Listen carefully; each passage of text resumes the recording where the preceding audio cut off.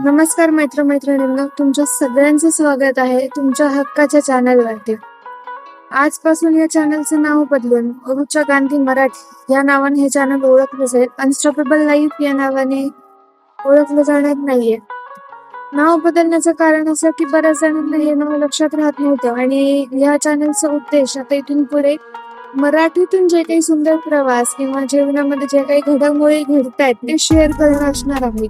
म्हणजे मला DIY करायला पण खूप आवडतं, मूवीज पाहायला खूप आवडतं, चित्रपटांचे रिव्ह्यूज असतील, शॉपिंग करायला खूप आवडतं तर प्रोडक्टचे रिव्ह्यूज असतील, कुठे फिरायला गेले तर तिकडे हॉटेल्स, फूड आणि पाहायच्या वस्तू यांविषयीचे व्हिडिओज असतील, हे सगळे मराठीतून येणार आहे. आणि लोक सर्च करताना मुळात माझ्या नावाने सर्च करतात. त्याच्यामुळे इथून पुढे हे चॅनल मराठीतून रुचा गांधी मराठी या नावाने असेल.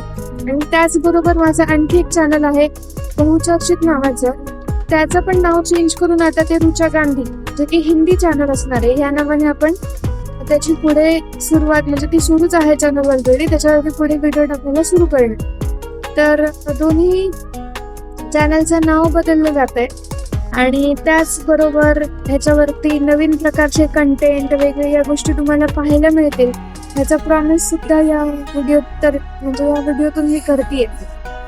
साधारण 1 वर्ष झालं तुम्ही लोकांनी खूप प्रेम दाखवलं. माझ्या भरपूर व्हिडिओजला रिप्लाय आले, कमेंट्स आले की ताई खूप छान व्हिडिओ टाकताय, खूप छान माहिती देतायत. माझ्या रिव्ह्यूजच्या चॅनलवरती अक्षरशः ते चॅनल मोनेटाईज झालं होतं. म्हणजे 4000 वॉच अवर्स आणि 1000 पेक्षा जास्त सबस्क्रायबर त्यावरती झाले.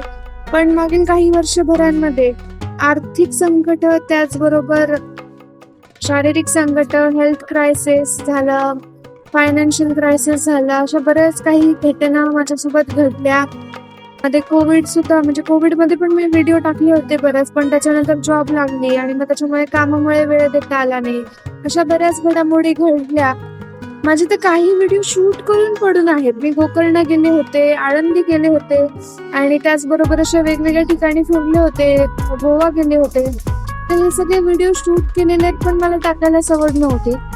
पण माझे जसे प्रिय लोक भेटत गेले, माझ्या मित्रमैत्रिणी वगैरे सगळे घरचे म्हणतायत की तू एवढं छान पद्धतीने माहिती सांगते पण लोक तुला सुद्धा एवढं प्रेम करतात, म्हणजे तुला कमी वेळामध्ये खूप लोकांनी व्ह्यूज, सपोर्ट वगैरे दाखवलाय ऑनलाईन, त्यांना तुझं जे काही सांगणं आहे ते आवडतंय, तर तू हे कंटिन्यू ठेवायला पाहिजे.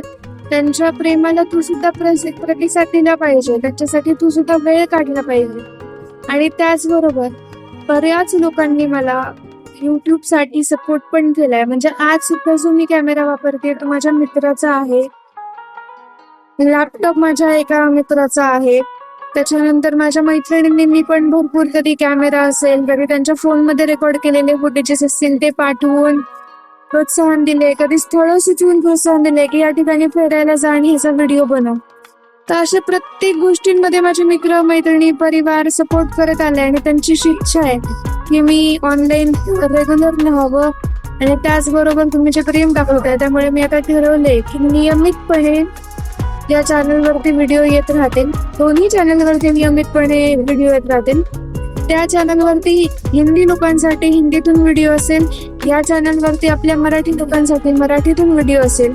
त्याच्यामध्ये पर्यटन, म्हणजे मी काही टूर्स वरती वगैरे जाते किंवा माझे ट्रॅव्हल बिझनेसेस आता मी सुरू केले, तर त्याच्यामध्ये ज्या लोकांना फिरायला घेऊन जाते, आता आपण काश्मीर जाणार आहे, राजस्थान जाणार आहे, तशा विविध ठिकाणी जिथे आपण फिरूयात तिथले व्हिडिओ या चॅनलवरती लवकरात लवकर येतील. त्याचबरोबर घरच्या घरी DIY, जेवण बनवणं असेल, रेसिपीज असेल.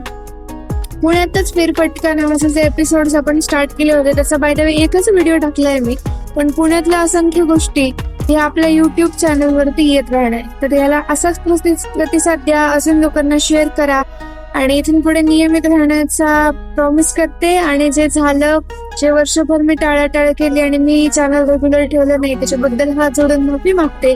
पुन्हा भेटूया. जय हिंद.